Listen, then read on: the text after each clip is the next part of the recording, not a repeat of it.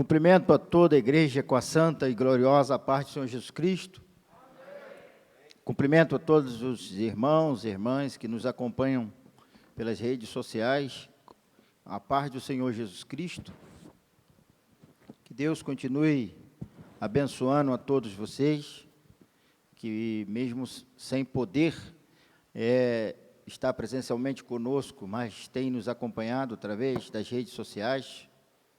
Como o pastor presidente bem falou, da qual eu agradeço pela oportunidade de poder estar ministrando neste púlpito mais uma vez.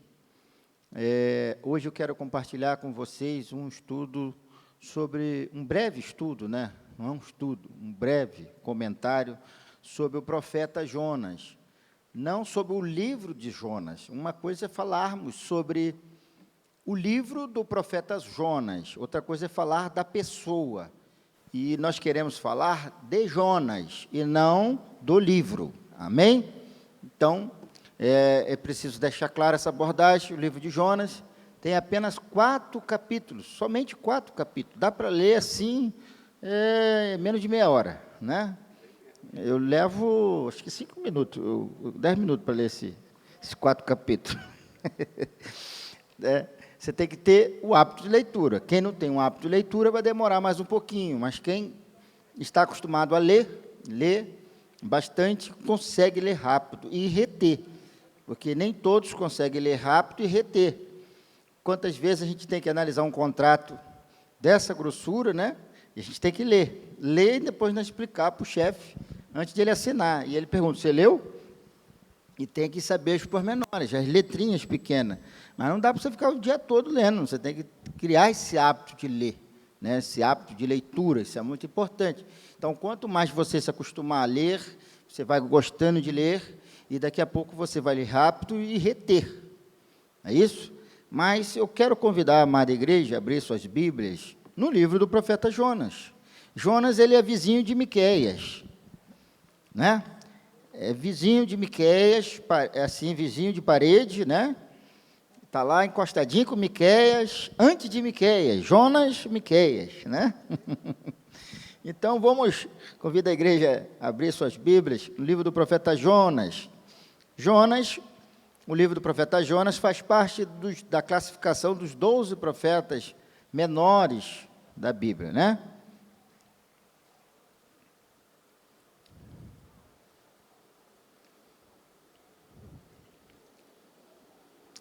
Jonas, capítulo 1. Já que vamos falar desse personagem, tanta gente fala mal de Jonas, né? Hã? Tem personagem na Bíblia que a gente só fala coisa boa e ele tem um monte de defeito. E tem outros que tem um monte de coisa boa, mas a gente também só encontra, né? O contrário. Então, a gente precisa ver os dois lados, né? Eu não estou aqui nem para falar mal de Jonas e também nem para ser o advogado de Jonas. Falar da palavra como ela é, né? E veio a palavra do Senhor a Jonas, filho de Amitai, dizendo, levanta-te, vai à grande cidade de Nínive e clama contra ela, porque a sua malícia subiu até mim. E Jonas se levantou para fugir de diante da face do Senhor para Tarsis, e, descendo a Jope, achou um navio que ia para Tarsis, pagou, pôs a sua passagem, e desceu para dentro dele, para ir com eles para Tarsis, de diante da face do Senhor. Querido Deus, bondoso Pai, somos muito gratos ao Senhor pela oportunidade que Tu nos proporciona, nos concede de estarmos aqui, neste lugar, nesse santuário, para aprendermos mais da Tua palavra. Te pedimos que o Teu Espírito Santo nos cubra com o Teu manto de graça, de bondade, de misericórdia, e decodifique e nos traga, ó Senhor, luz sobre o texto que acabamos de ler e outros que ainda estaremos lendo, para a glória e nome e honra do Teu nome, do nosso amado Senhor Jesus Cristo, em nome de Jesus, amém. Podeis tomar vosso assento, irmãos.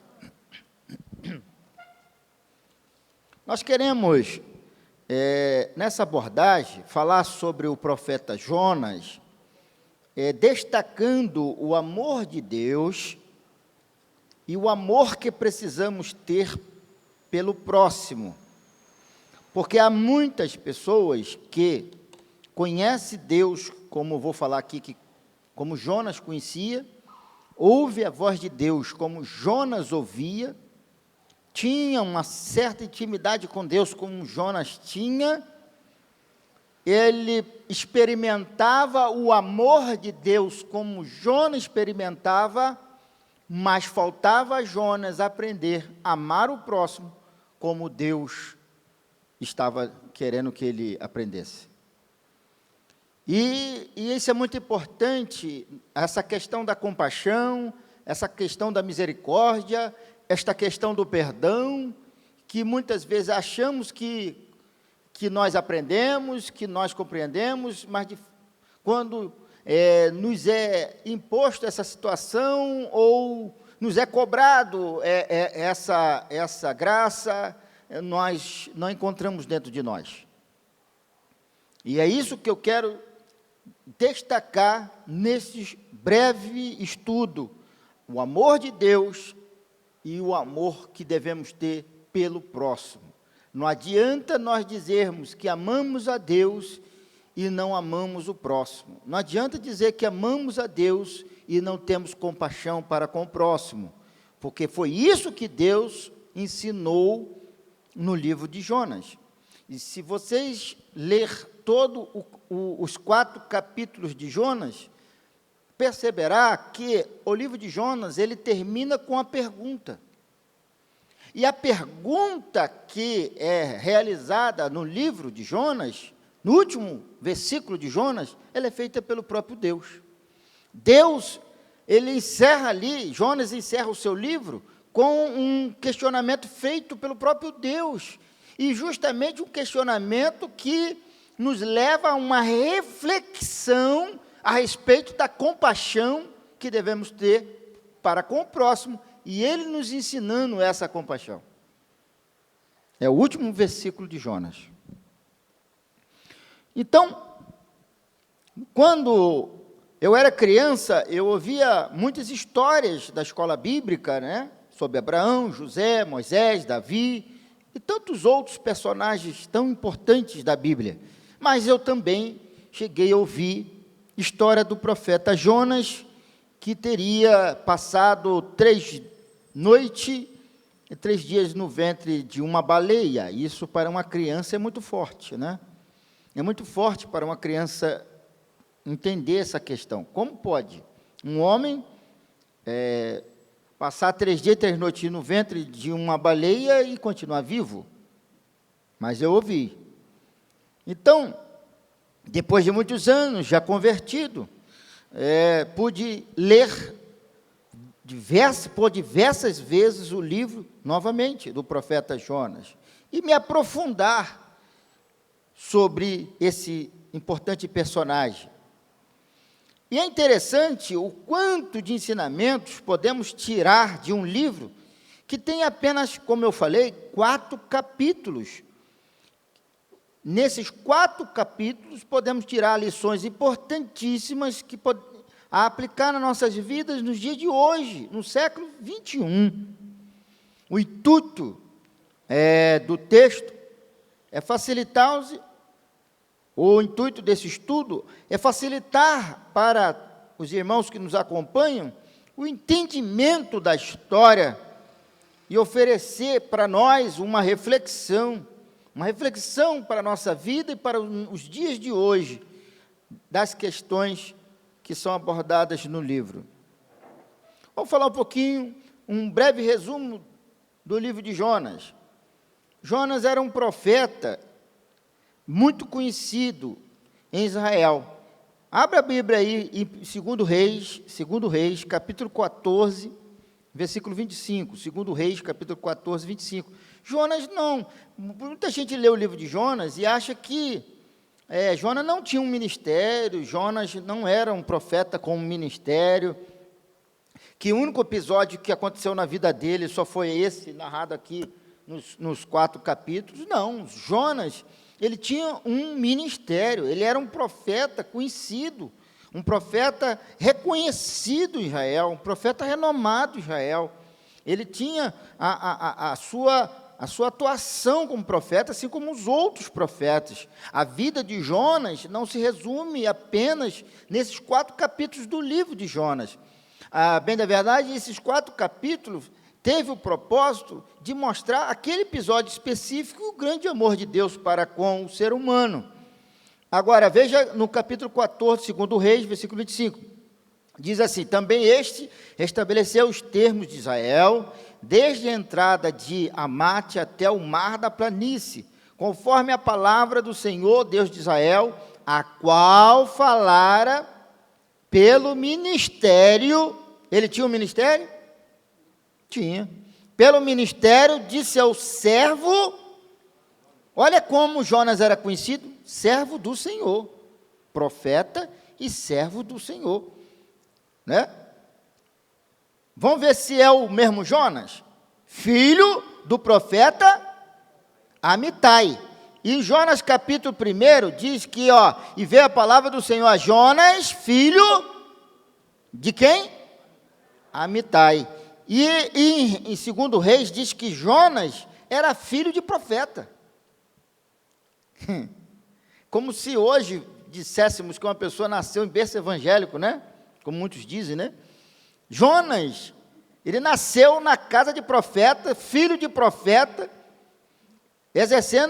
deu continuidade o ministério profeta do seu pai, filho do profeta Amitai, o qual era de Gate-Éfer.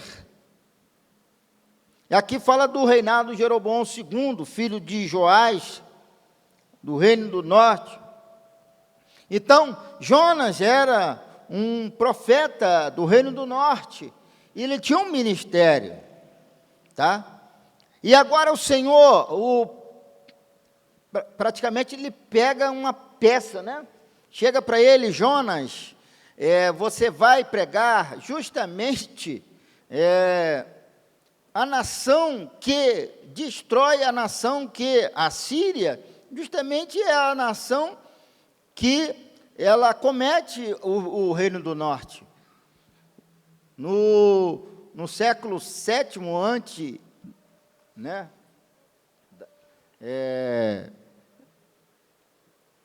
da era cristã, o rei Sargão II, né, entrou em Samaria, e foi na época do rei Oséias, né, e levou todos cativos, e trouxe povos de tudo quanto é nação, e introduziu lá em Samaria.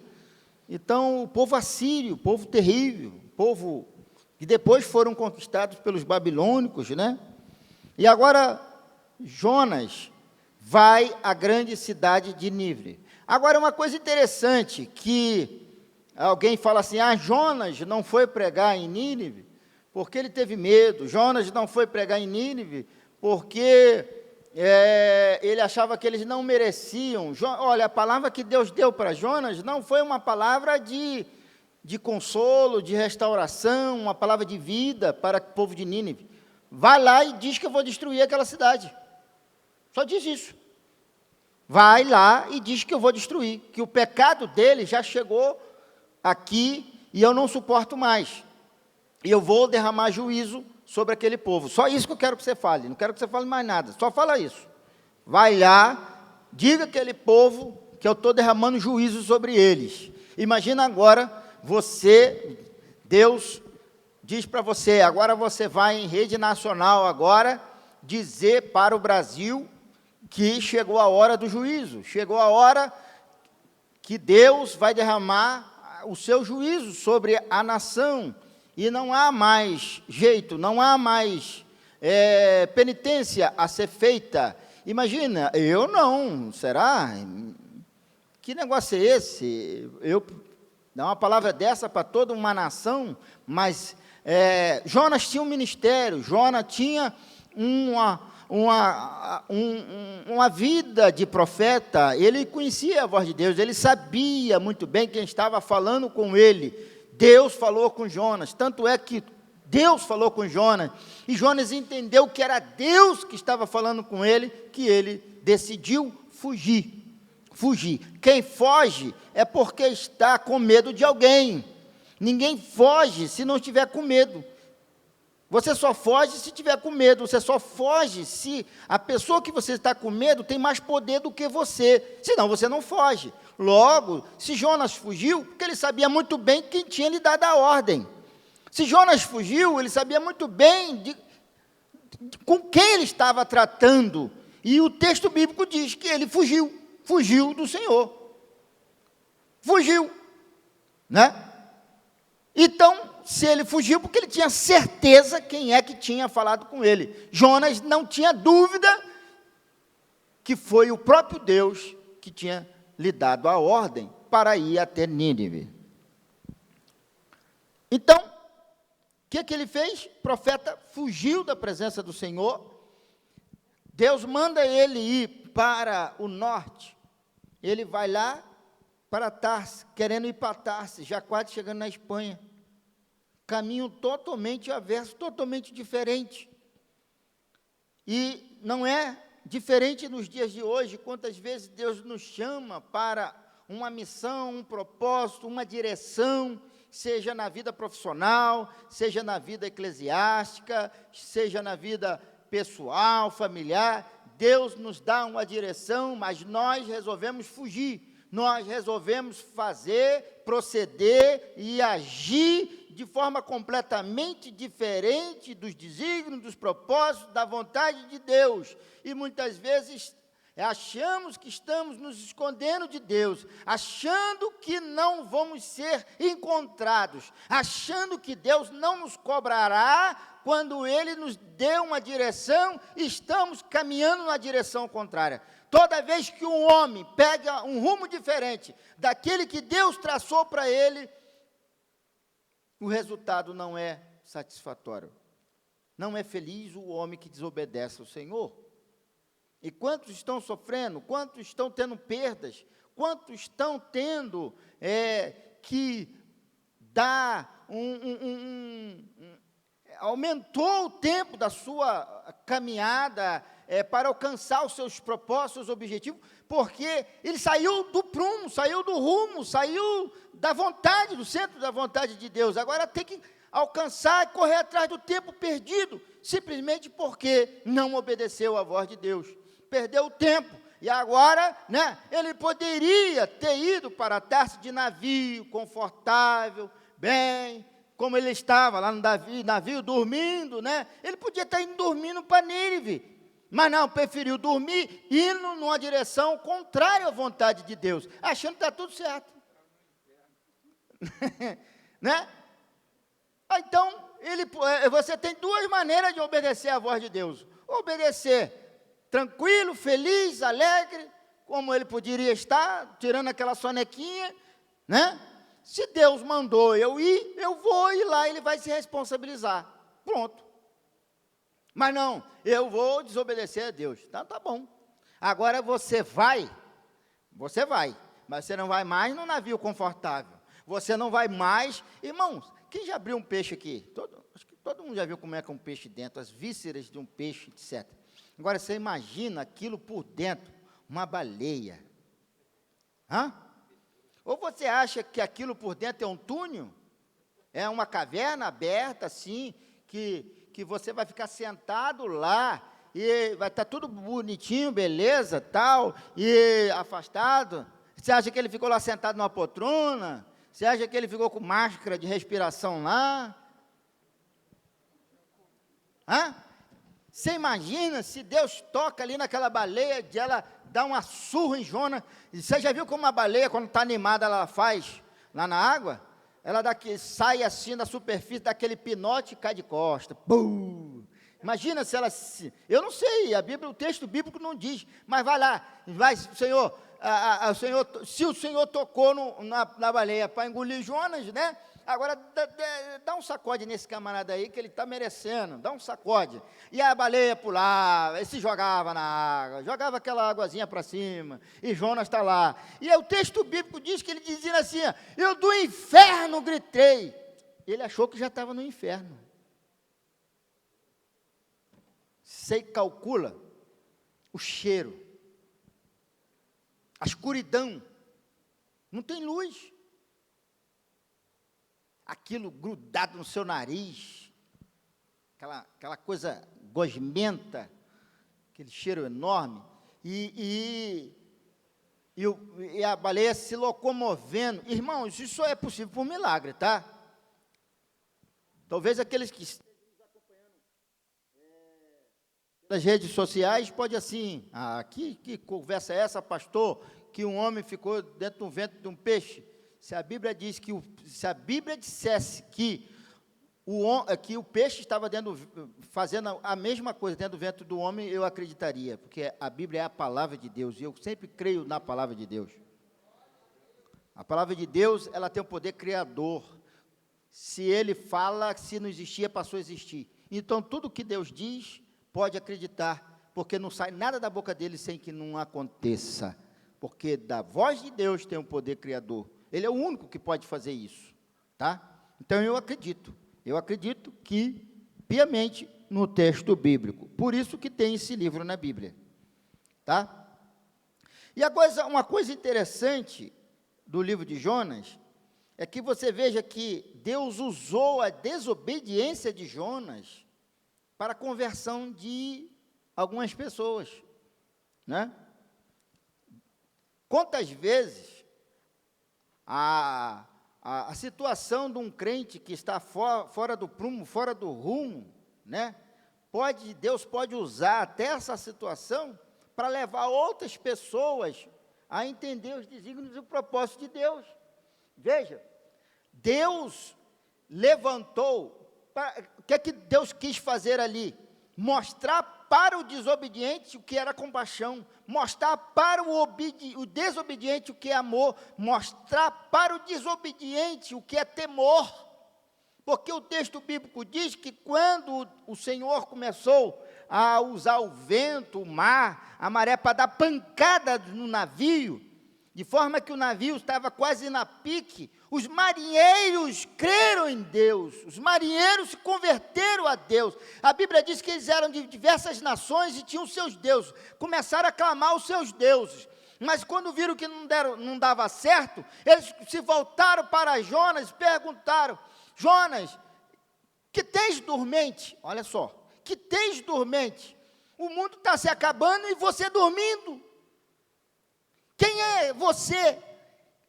Quem é o teu Deus? Clama o teu Deus, que já clamamos o nosso, não resolveu. Estamos indo a pique.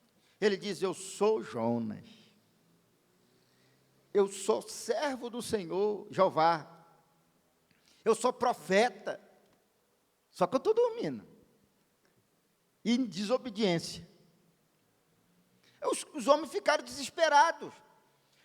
Eles agora deixaram de acreditar nos seus deuses e começaram a acreditar no Deus de Jonas. Então, você clama o teu Deus, porque o teu Deus está aborrecido conosco. Porque o navio vai afundar, e o teu Deus está aborrecido com a gente. Começaram a pedir perdão, começaram a se humilhar, começaram a se converter. Aí Jonas, pera, Deus não está aborrecido com vocês, não. Deus está aborrecido comigo. É comigo, não é com vocês não. Eu sou o causador deste mal, eu que estou causando todos esses infortúnios para vocês. Ó, irmãos, um crente em desobediência, um crente distante da vontade de Deus, um crente quando se desvia do propósito de Deus, ele acaba trazendo problema para a sua família, ele acaba trazendo problema para os seus parentes, ele acaba trazendo problema para os seus colegas de trabalho, ele acaba trazendo problema para os seus vizinhos, ele acaba trazendo problema para a sua igreja. O crente, quando está no estado de desobediência, ele é um grande problema. Porque onde esse homem for, onde essa mulher for, ela está debaixo da ira, debaixo da desobediência. E debaixo da desobediência ela só vai atrair problemas, e não bênçãos. E todos que estiverem do lado vai ser prejudicado, porque não está debaixo da bênção. E às vezes eu vejo pessoas na desobediência, ainda tem gente que segue, né? Segue. segue pastor na desobediência, segue membro na desobediência, segue líder na desobediência, e quem segue pessoas que estão na desobediência, vai acabar entrando debaixo do guarda-chuva da ira e não da bênção. E aqueles marinheiros estavam ali ao ponto de perder suas vidas por causa de um desobediente. Mas, por ele ser profeta e conhecer a vontade de Deus, ele entendeu que não tinha outra maneira a não ser se jogar nos braços de Deus. Me joga no mar. Jonas queria morrer? Queria se suicidar? O propósito de Jonas era suicídio? Senão alguém pode dizer, me joga no mar, eu quero se suicidar. Esse é o propósito de Jonas? Jonas não sabia se caísse no mar ia ser morto? Ou Jonas era peixe? Se é de morrer vocês, que eu me entregue ao Senhor. É o Senhor que está cobrando. É o Senhor que está batendo na porta. É o Senhor que está sacudindo o navio. É o Senhor que está irado. E eu vou me jogar nos braços dele. E agora, eu vou entrar agora no juízo divino. E agora, é com ele. É com ele. É com ele. E a Bíblia diz que dura cair nas mãos do Deus vivo. Não tem quem possa tirar você das mãos de Deus. Muitas vezes achamos que todos os infortúnios da nossa vida é o adversário, é o diabo. Não estou aqui advogando em favor do adversário, não. Que a Bíblia diz que ele veio matar, roubar e destruir. Mas muitos dos infortúnios da nossa vida, muitos dos problemas da nossa vida, nós mesmos que causamos, nós mesmos que provocamos, nós mesmos que atraímos esses problemas para nós por causa das nossas atitudes, por causa da nossa desobediência, por causa da nossa não observância à voz de Deus e digno de Deus. E muitas vezes estão debaixo da maldição, não porque o diabo foi, não, nós procuramos aquilo. Nós procuramos. E a única maneira de resolver essa situação é com arrependimento, confissão e humilhação. Porque quando alguém está na mão do diabo, tem Deus para tirar. Mas quando alguém está na mão de Deus, quem tira? Quem tira? Era o problema de Jonas. Porque ele estava em desobediência. Jonas conhecia Deus. A primeira parte deste estudo é dedicada a quebrar uma imagem de que temos, de que Jonas era apenas um desobediente qualquer. Não, não. Ele era um profeta, um servo de Deus, um homem honrado, respeitado. Mas até os homens respeitados, honrados, que ouvem a voz de Deus, pode ter o seu estado de desobediência.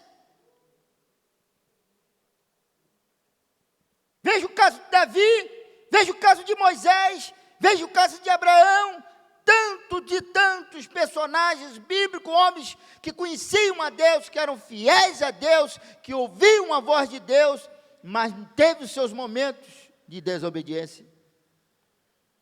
Isso é para provar para todos que nós devemos estar em constante vigilância e não abaixar a guarda e acharmos porque somos profetas, acharmos porque somos pastores, acharmos porque somos vasos, porque somos usados por Deus, não estamos sujeitos a errar, a desobedecer, a irritar e a provocar a ira de Deus sobre nós. Precisamos ter cuidado. Ele não era uma pessoa qualquer, Jonas. Era um profeta levantado por Deus no meio do povo, para pregar o arrependimento a um povo contaminado pelo pecado. Não é muito diferente nos dias de hoje. O próprio Jesus cita Jonas como um dos personagens importantes da Bíblia, em Mateus capítulo 12, versículo 39. O problema de Jonas não estava no quanto este conhecia o Senhor, mas sim no quanto o seu coração estava à vontade de cumprir o chamado de Deus.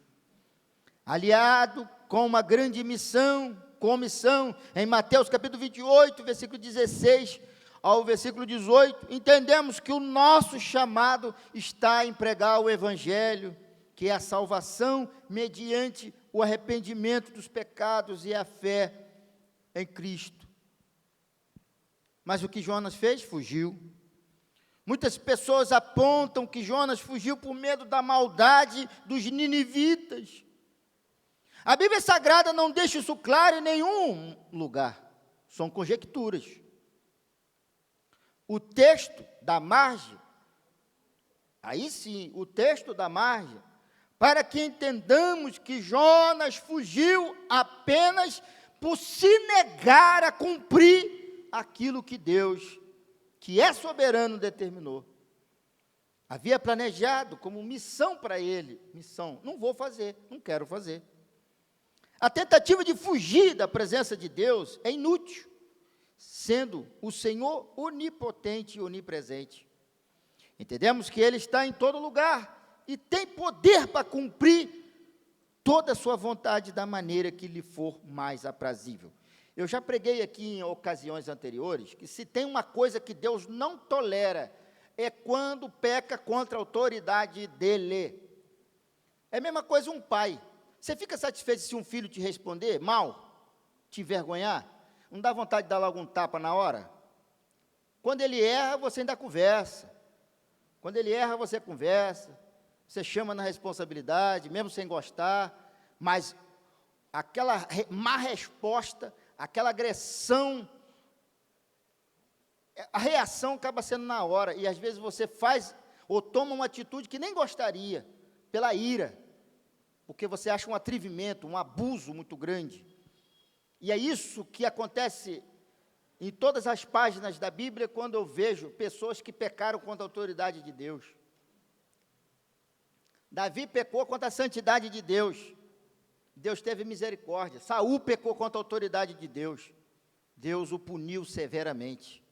Todos que pecaram contra a autoridade de Deus, porque Deus é soberano, Deus é Pai.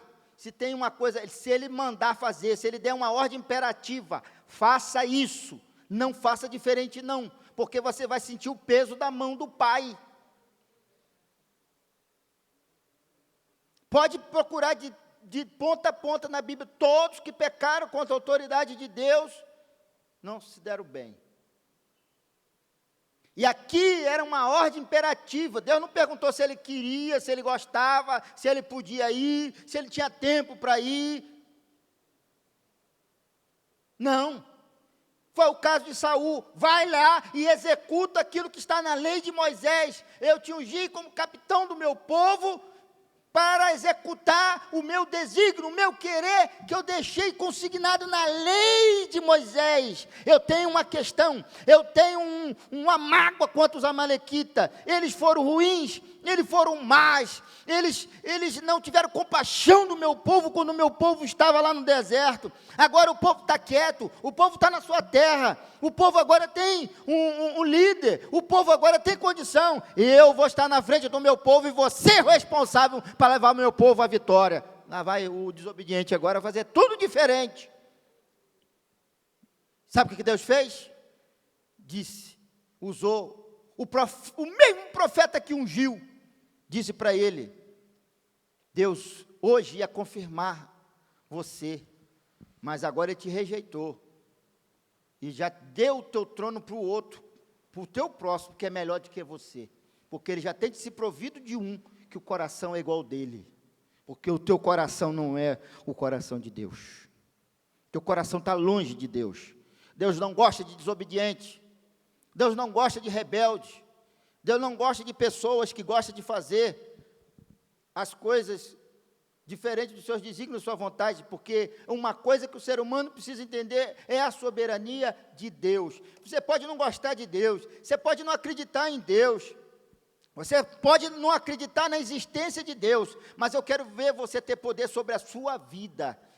Tanta arrogância, tanta soberba, que o ser humano tem, e ele não consegue ter controle sobre a sua própria vida. O homem não consegue ter controle sobre a sua própria respiração, irmão. Um simples vírus lhe prejudica a respiração, de forma que ele precisa de ajuda de um aparelho. Nós não temos controle sobre o ar que está entrando aqui nas nossas narinas. E por que tanta soberba? Tanto orgulho? Tanta presunção? Tanta falta de amor? Tanta falta de compaixão, tanto egoísmo, tanta soberba. E nós não somos nada sem Deus.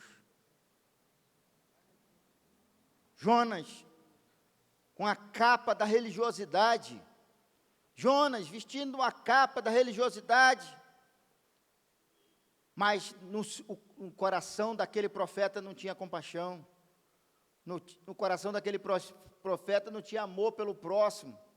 Ele profetizava, ele tinha ministério, ele tinha um chamado, ele tinha um nome, mas lhe faltava compaixão, lhe faltava amor pelo próximo. E Deus, eu tenho que chamar este profeta a uma grande missão para lhe ensinar algo que ele ainda não aprendeu. Eu quero lhe chamar a uma grande responsabilidade para ensinar algo importante que ele ainda não aprendeu. Ele precisa aprender a ter compaixão pelo próximo, coisa que ele, como profeta, ainda não aprendeu.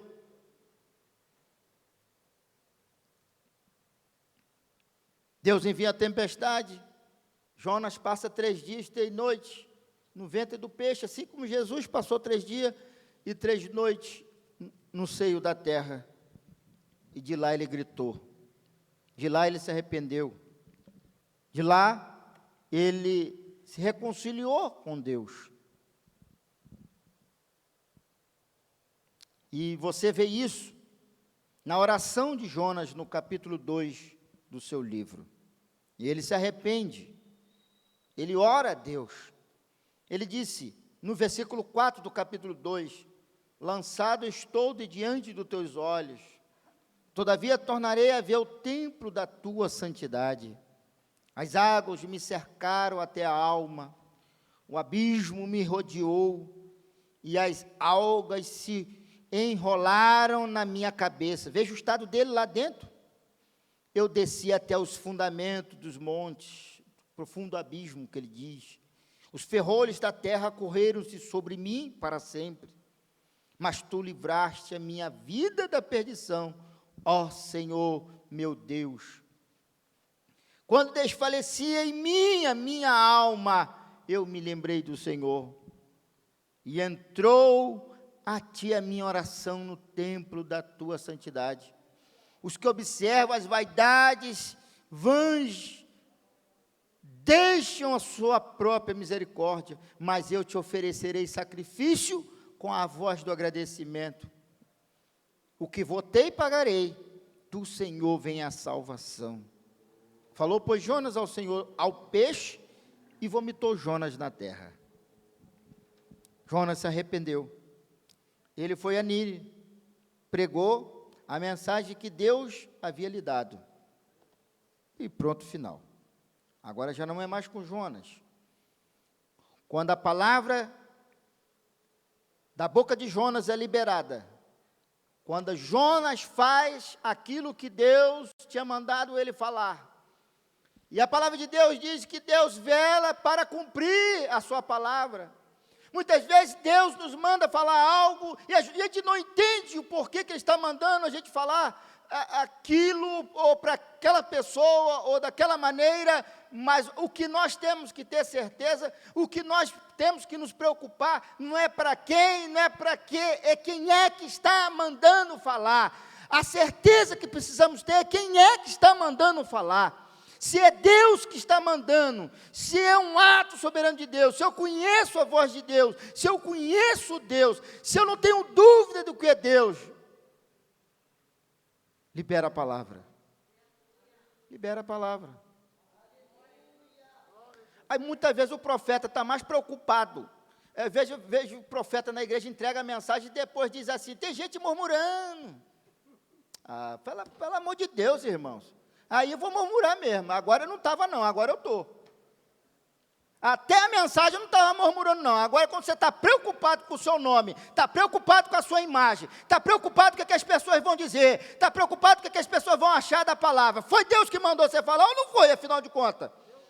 Não interessa se gostaram, se não gostaram, se aprovaram, se não aprovaram, se ouviram, se não ouviram, se vão cumprir, se não vão cumprir. Você entregou o que Deus mandou? Acabou, o teu papel já terminou.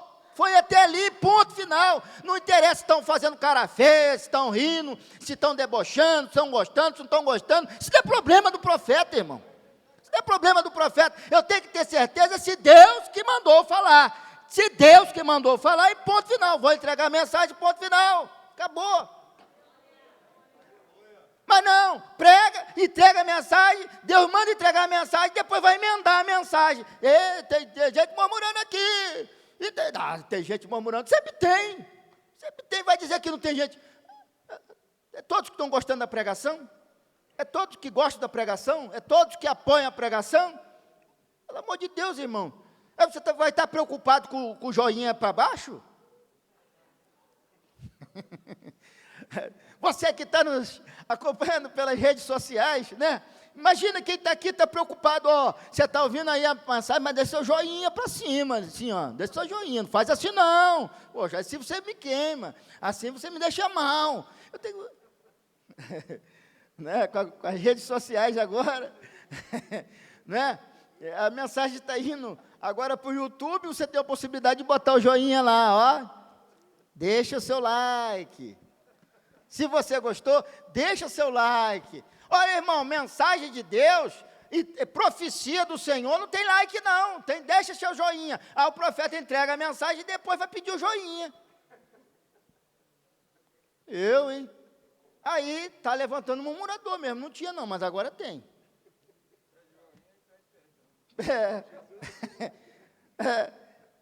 Imagina, você entrega a mensagem e depois deixa seu like. Ora, não deixa o seu like para baixo não, hein? Tem gente aqui murmurando, tem gente cara feia, tem gente que não está gostando. Ah, meu, você está preocupado com isso? Tem que estar preocupado é quem é que mandou falar.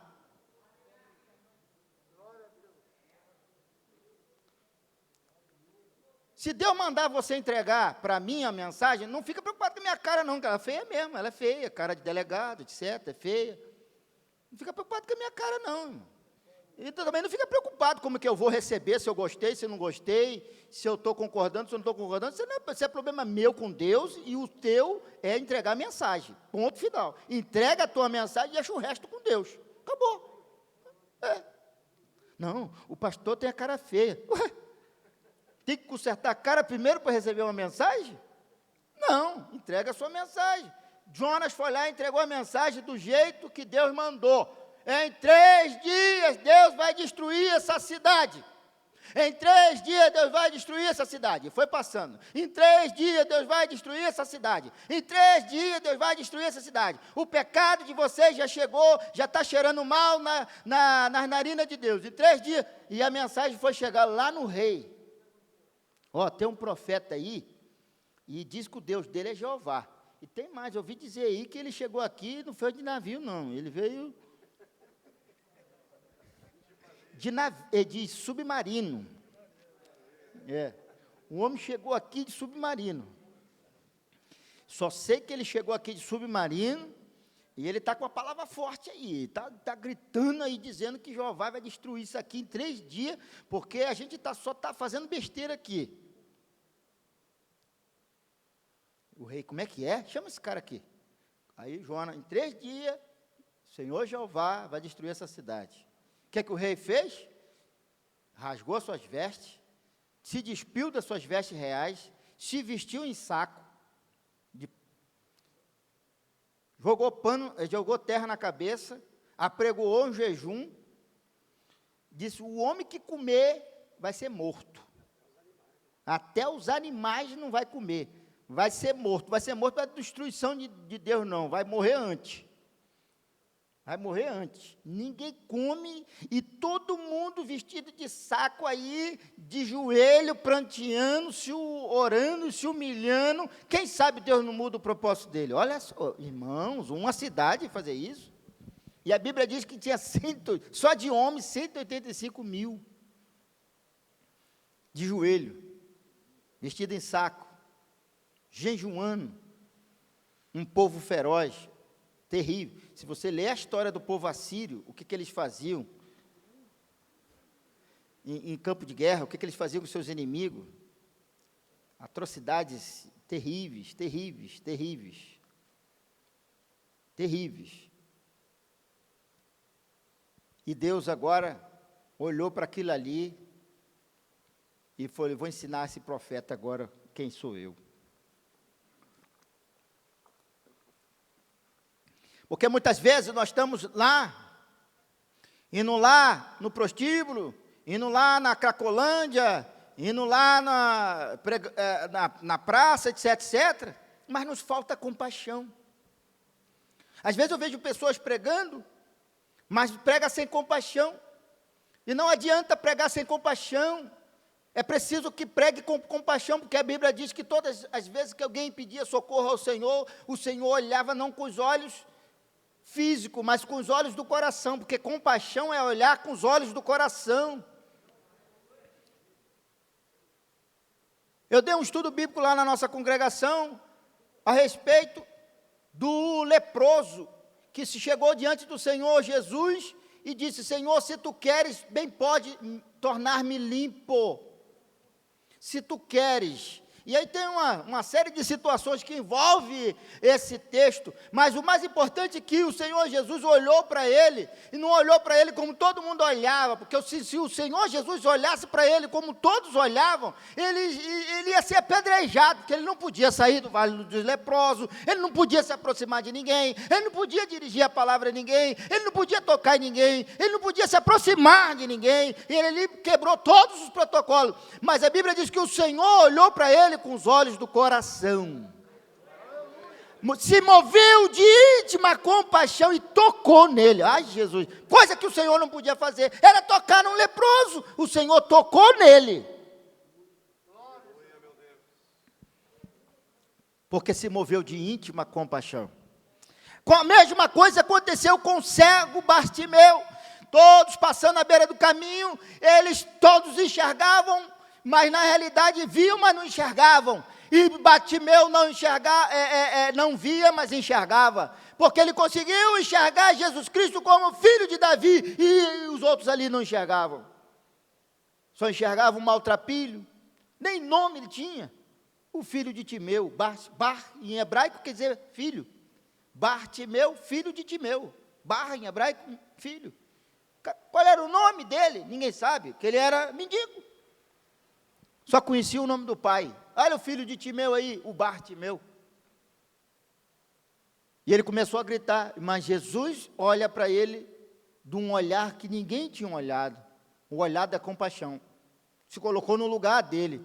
Ter compaixão é se colocar no lugar do outro, irmãos. Nós estamos vendo um mundo de evangélicos, todo mundo dizendo que é evangélico, virou moda ser evangélico, muita falácia e pouca compaixão, porque é um evangelho que está sendo pregado sem compaixão, é um evangelho da fama, o evangelho do dinheiro, é o evangelho do teatro, é o evangelho da encenação, mas pouca compaixão, milagres forjados, milagres fabricados para enganar, para explorar o povo, e você não vê o genuíno, verdadeiro milagre, porque Deus não faz, porque Deus não vai satisfazer o ego humano. Deus realiza milagre por compaixão. Deus não vai satisfazer o meu ego e fazer milagre para que eu fique famoso. Deus realizará milagre por meu intermédio, por compaixão, por misericórdia. Quando eu me colocar como vaso, quando eu me colocar como instrumento, quando eu me colocar na brecha, Deus vai me usar para operar milagres, por ver compaixão no meu coração e por Ele agir de compaixão, mas nunca fará para engrandecer o meu nome, para me tornar famoso ou para me tornar conhecido, porque é o nome dEle que tem que se tornar conhecido, é o nome de Deus que tem que ser proclamado, é o nome de Deus que tem que ser famoso, e não o nome do vaso ou do profeta. E o Senhor quis ensinar Jonas a ter compaixão. E veja, Jonas fez a missão, se sentou e ficou. E agora eu vou ver o que Deus vai fazer. Eu vou esperar os 3 dias para ver o que... Você imagina, irmão, em 3 dias eu vou destruir essa cidade. Agora eu vou me sentar bem longe para ver o fogo caindo do céu e destruindo a cidade. Pelo amor de Deus, irmão. Ele tinha que estar de joelho distante, Senhor. Eu fiz a tua vontade. Eu preguei, Senhor. Eu preguei uma mensagem muito dura. O Senhor me usou. Eu sei que foi o Senhor que me usou. Eu sei que é vontade tua. Eu sei que é a palavra tua. O Senhor foi muito duro. O Senhor está dizendo que vai destruir esse povo, Senhor. Por que ele não fez igual a Moisés? Senhor, não faça isso não. Não, faz não, Senhor. Não, mas eu vou levantar outro povo de você, rapaz. Olha o Senhor provocando Moisés. Aí, peraí, né? Quer dizer que agora não vou ser mais conhecido como descendente de Abraão, agora vão ser descendente de Moisés? Senhor, não, Moisés não, Senhor. Senhor, se for o caso, o Senhor risca até meu nome do livro. Mas deixa eles. Eu? Riscar meu nome? Sai fora, rapaz. Primeiro eu, farinha pouco, meu pirão primeiro. E Paulo também fez isso, né? São os 2 homens na Bíblia que disse que se, por compaixão, eles estavam dispostos a perder a deles para que os outros alcançassem. Irmãos, só desses 2 homens na Bíblia que a gente vê isso. Moisés e Paulo. Abraão também, mas Senhor, se colocou como intercessor, mas Senhor, o Senhor me perdoa, mas se tiver 50 justos lá, o Senhor não... E Jonas, Senhor, vem cá, tem 185 mil desobedientes lá, não tem nenhum obediente lá, não? Não dá para o Senhor poupar nenhuma criancinha daquela? Não dá para o Senhor poupar ninguém, não. Sentou lá e ficou esperando o fogo cair, para destruir todo mundo. Passou um dia, nada. Passou 2 dias, nada. Passou 3 dias, nada. Aí o sol está queimando a mulher dele. Aí o Senhor faz nascer uma bobeira, nasce, né? Ali, cobre a careca dele lá. Aí ele se sente todo confortável, esperando o circo pegar fogo. Aí no outro dia, o sol lascou de novo. Aí a bobeira murchou, ele ficou bravo, ficou irado. Aí o Senhor da boboreira tu teve misericórdia, né? Mas você não plantou, você não regou, você não fez nada. Agora aqueles 185 mil vidas lá, só de homens, 185 mil, tudo de joelho, vestido em saco, derramando terra sobre a cabeça, em jejum, e eu não vou olhar para eles? E arrependidos, não vou olhar para eles, Jonas? Qual é a resposta de Jonas?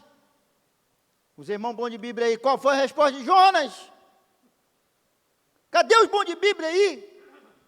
Qual foi a resposta de Jonas à pergunta? Não teve, porque termina assim. Eu falei no começo que o livro de Jonas termina com a pergunta. E quem pergunta é o próprio Deus. E termina o livro. Acabou. Olha aqui como termina o livro.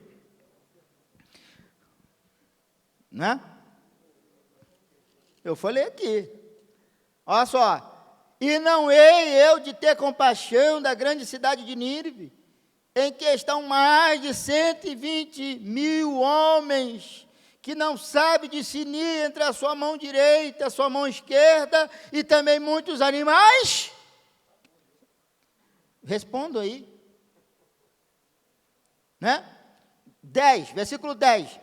E disse o Senhor: tiveste compaixão da boboreira, na qual não trabalhaste, nem fizeste crescer, que em uma noite nasceu e em uma noite pereceu. E não hei eu de ter compaixão da grande Nínive. Nós, servos de Deus, precisamos, nos dias de hoje, orar com compaixão.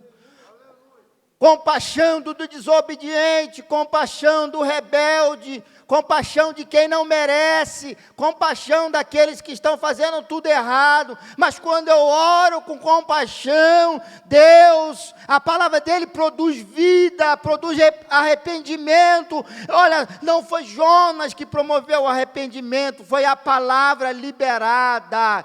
Deus quer que você libere a palavra, a ação é do Espírito Santo, não é você que vai converter, não é você que vai salvar, não é você que vai gerar o arrependimento no coração do ouvinte, mas a palavra precisa ser liberada.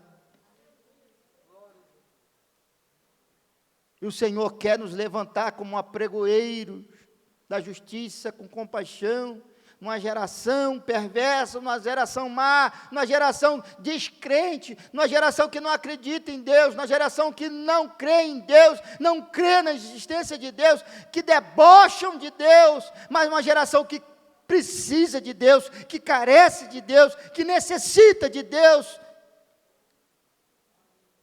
que precisa da misericórdia de Deus.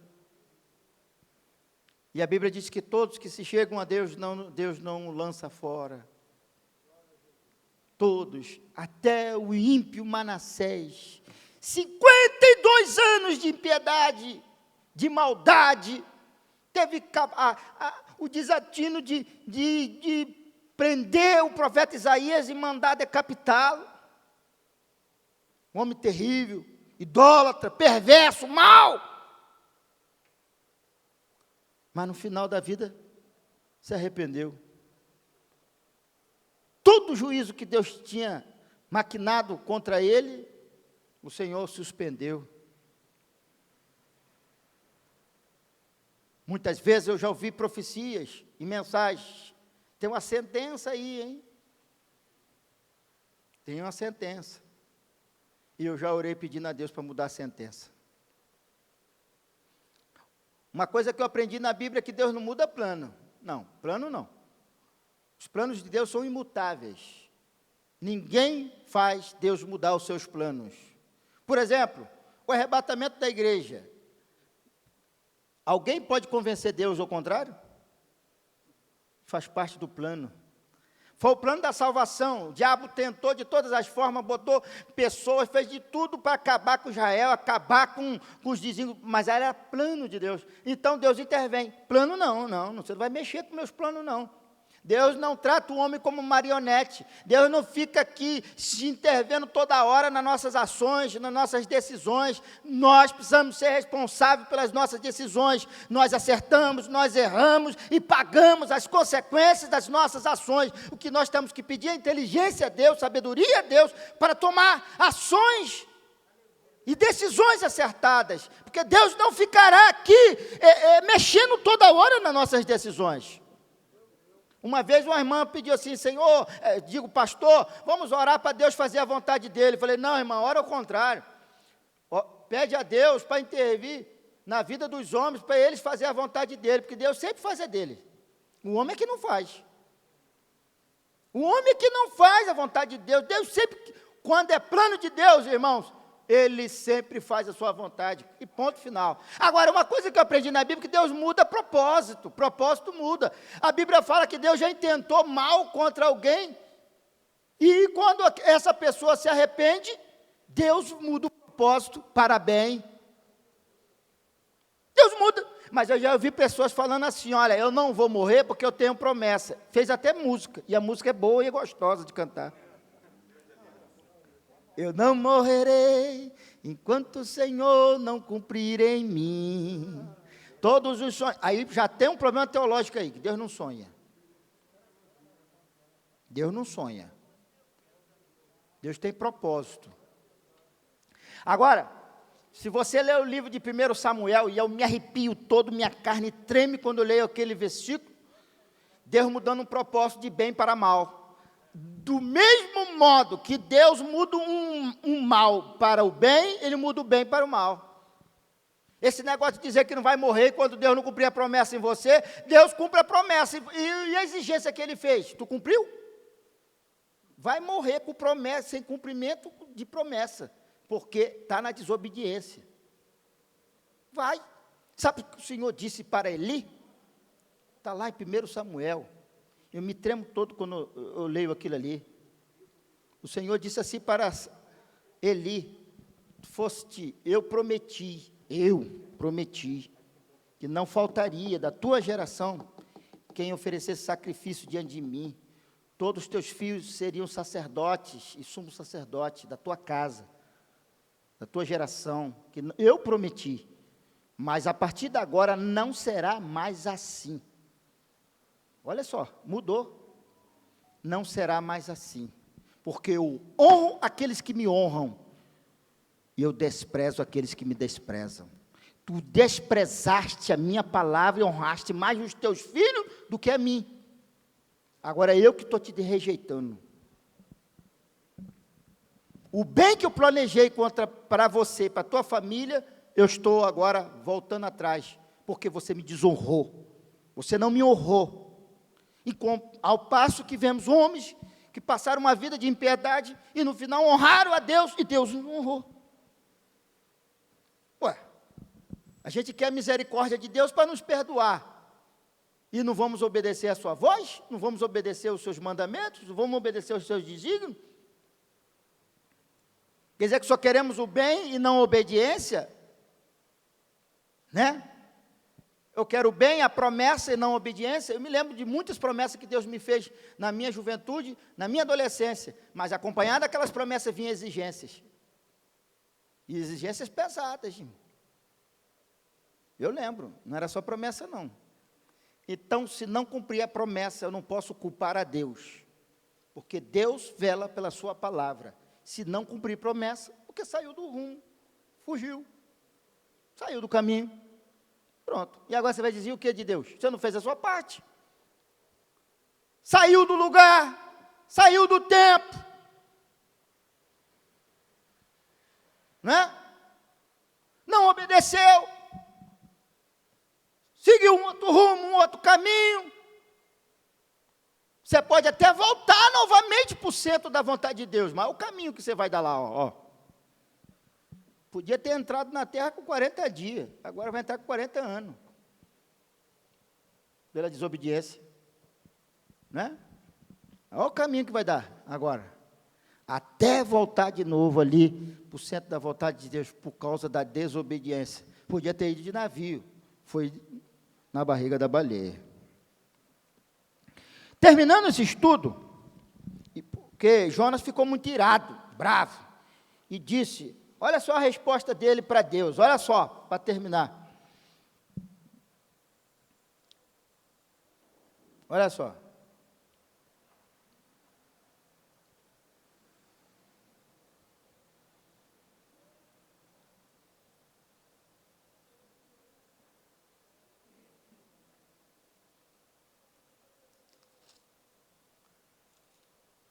Então disse Deus a Jonas, é o caso razoável que assim te enfades por causa da bobureira? E ele disse, é justo que me enfade ao ponto de desejar a morte?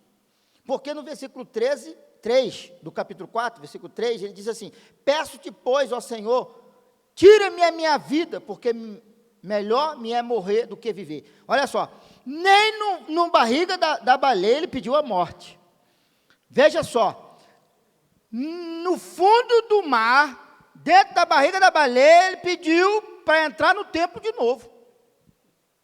Pediu vida, mas agora quando ele viu que Deus perdoou o pecador, ele quer morrer com raiva.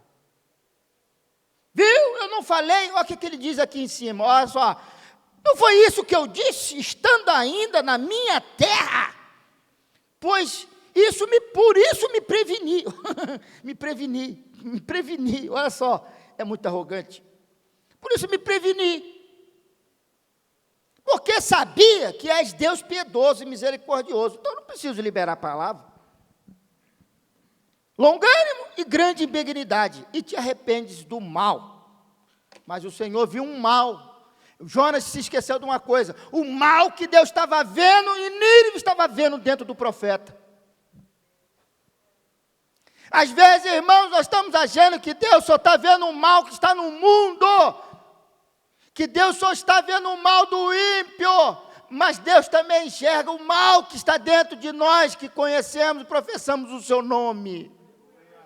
E este mal que Ele quer extirpar de nós, e muitas vezes Ele nos leva para caminhos doloridos, para que aprendamos e enxergamos o mal que está dentro de nós, porque muitas vezes achamos que o mal só está dentro do outro, e nós estamos cheios de rapina, de maldades, e cobertos pela capa da religiosidade, uma suposta santidade, e Deus nos leva a certos desertos para entendermos que precisamos ter compaixão. Quando Jonas pediu para aqueles marinheiros jogarem ele no mar, a Bíblia diz que eles foram cobertos por um grande temor, eles não queriam de jeito nenhum jogar Jonas no fundo do mar. Tiveram piedade, tiveram misericórdia. Olha agora, os ímpios tendo misericórdia, se arrependeram e alcançaram misericórdia, tiveram misericórdia, e exerceram misericórdia.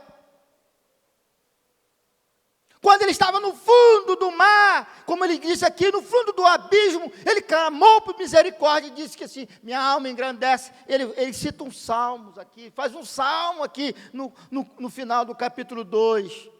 Agora, quando ele vê o pecador, penitente, arrependido e perdoado, ele fica bravo, pede a morte. Sou eu. Aí não, Senhor. Um publicano, essa pessoa que o Senhor perdoa, justamente essa pessoa que o Senhor perdoa, ela não merece. Agora vai entender Deus, irmão. Mas o que ela fez é imperdoável. Vai entender Deus agora. Não é para entender, é para aprender. Muita gente está querendo entender Deus. Meu irmão, não tenta entender Deus, não. Só aprenda.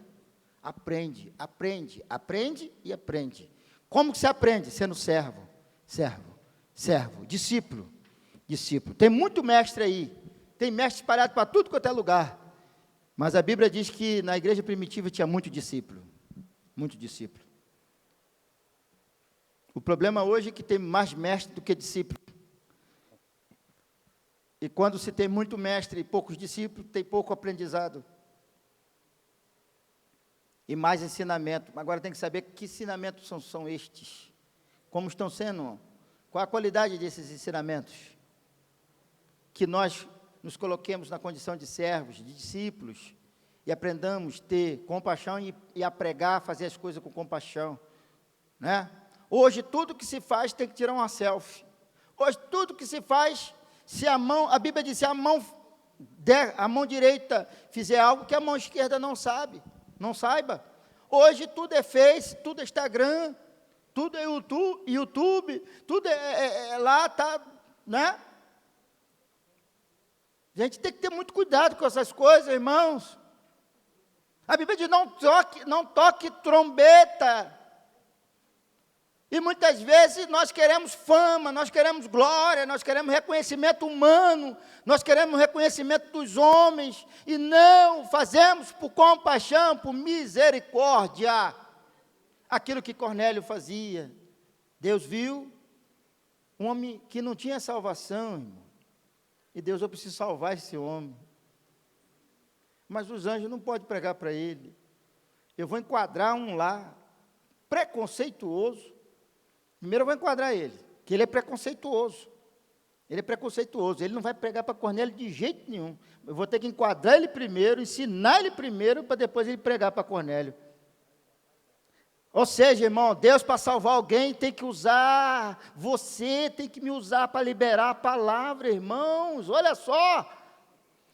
E muitas vezes Deus não pega, não melhor não, Deus não vai pegar o melhor crente na igreja não, nem aquele que fala bonito não, vai pegar é aquele que precisa aprender, aquele que precisa se consertar, aquele que precisa se corrigir. O Senhor enquadrou Pedro primeiro lá em Jope, mostrou uma visão, Pedro contestou, o Senhor lhe ensinou, e ali chegaram aqueles homens, aí ele foi entender que aquilo era propósito e desígnio de Deus. Chegou lá, Deus vai e contraria Pedro de novo, batiza todo aquele povo com o Espírito Santo. Eu pensei que era só para nós, agora também é para os outros. O Senhor surpreende Pedro, primeiro pela conversão e depois pelo batismo com o Espírito Santo para os outros povos. Deus quebrou o preconceito de Pedro. E quantas vezes pregamos com preconceitos? Pregamos sem compaixão. Que é isso, irmão? Aquele discurso bonito de Pedro ali no cenáculo, após. A Bíblia diz que depois daquilo ali, era 3 mil almas, daqui a pouco eram 5 mil, mas continuava preconceituoso. Continuava. Quando chegou na hora de pregar para lá o centurião, né? Cornélio, Deus teve que enquadrar ele. Mas na frente nós vemos lá em Gálatas, Paulo enquadrando ele de novo, Pedro, por causa do preconceito, né? Quando chegava a turma de Tiago, Pedro passava para cá. Quando a turma de Tiago não estava lá, Pedro passava para cá. Né? Pedro era dos moderados quando a turma do Tiago não estava, mas quando a turma do Tiago chegava, que era conservador, ele passava para cá, eu sou conservador. Quando ele não estava, eu sou moderado. Tem assim também, pastor? Que isso? Não é não? Eu quero estar politicamente tranquilo. Né? É aquele que faz o politicamente correto. Politicamente correto, né? O que ele é? Você não sabe o que ele é, porque ele é o que é a situação, né? A situação. Ele muda de acordo com a situação para ficar bem com todo mundo. Fica bem com todo mundo e fica mal com Deus. Amém? Não, irmãos, a primeira igreja que foi enquadrada em Apocalipse foi Éfeso. Primeira igreja. E para o pastor daquela igreja não reclamar que o Senhor era injusto, o Senhor começou a listar toda coisa boa que ele fazia. Tu foste fiel, tu é um homem sincero, tu puseste à prova os maus obreiros e os achaste fiéis. Tu é um homem firme. Tu estava indo muito bem, até que você deixou o primeiro amor. Aí que está o problema. O único problema seu é esse. Você fez tudo certinho, fez tudo direitinho, mas perdeu o primeiro amor. E tem mais, o negócio é tão grave perder o primeiro amor, que o resultado seria duro, que o Senhor falou. Se tu não te arrependeres, eu tirarei o teu nome do meio desse castiçal. Eu vou te arrancar. Como que você conserta isso? Veja onde você caiu. Veja o que fez você perder esse primeiro amor. Então, fica esse ensinamento para nós. Não basta fazer tudo direitinho, tudo certinho, se não for por amor e se não for com amor. Está trabalhando muito, né, meu irmão? Mas quando chega em casa murmura, chega em casa reclama. Você não sai da igreja, mas também não para de murmurar. Você não para de trabalhar, mas também não para de reclamar. Você sabe por que você reclama? Porque não é com amor nem por amor. Você sempre reclama que não tem reconhecimento, é porque lhe falta amor. Porque o dia que você fizer com amor e por amor, você não importará quem está olhando e quem está reconhecendo, porque você faz por um motivo maior, o amor. O amor. E o galardão não é pela quantidade, é pela qualidade. Amor. Sem amor. E é isso que faltava no coração de Jonas. Tinha palavra, mas faltava amor.